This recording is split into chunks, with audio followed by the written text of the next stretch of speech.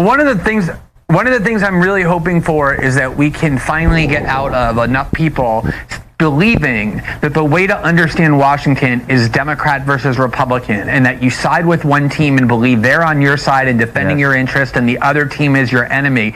For a cocktail, we're about to blow your mind.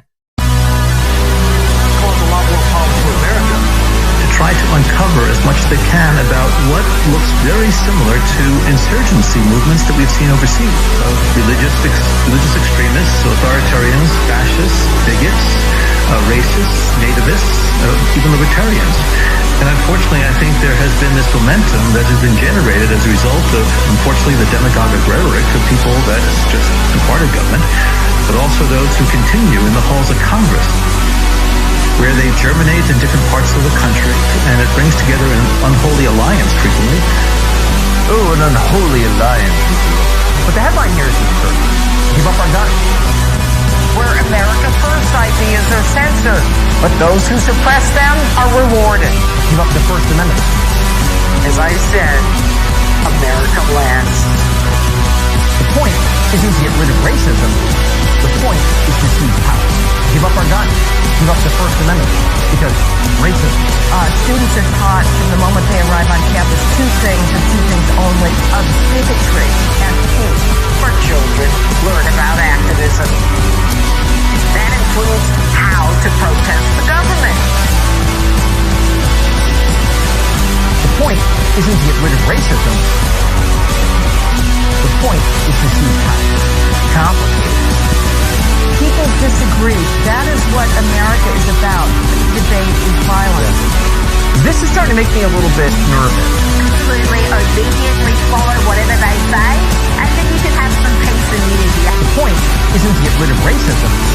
The point is to seize power. And the second war on terror, 9/11, ended up eroding not civil liberties just elsewhere, but here at home as well. Give up the First Amendment. The point is to seize power. One that is born by name of being a domestic war on terror designed to essentially criminalize any oppositional ideology using the tools that they use to take ISIS off the internet. Mob's attempt to overturn an election and domestic terrorism. Now, the rise of political extremism, white supremacy, And trying to police force. now, the rise of political extremism, white supremacy, domestic terrorism, that we must confront and we will defeat. Domestic violent extremism. It seems to the Democrats growing, unity means submission. Racially and ethnically motivated violent extremism. A few powerful people determining what's acceptable and what's not. We have to fight back against this narrative. Will remain the most persistent and lethal threat in the homeland. That political violence can be justified if there's a good reason for it. And attack the police officer during the Black Lives Matter movement. So both Republicans and Democrats agree that white supremacist extremists are a threat. It is not true. There is a ruling class elite. Those are the people who they fund equally because those are the people who serve their agenda. Some of them consider themselves on the left and some consider themselves on the right.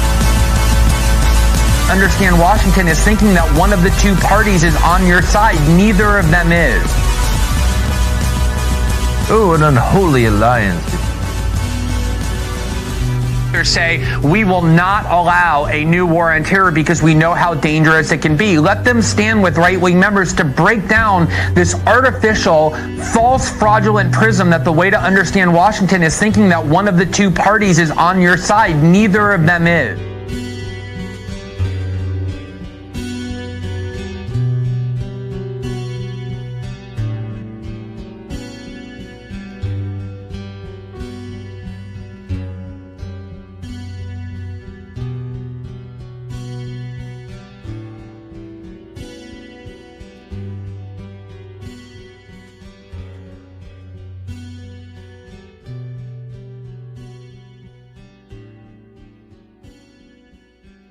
But we're all happy, peaceful, and united now that Joe Biden is in the Oval Office.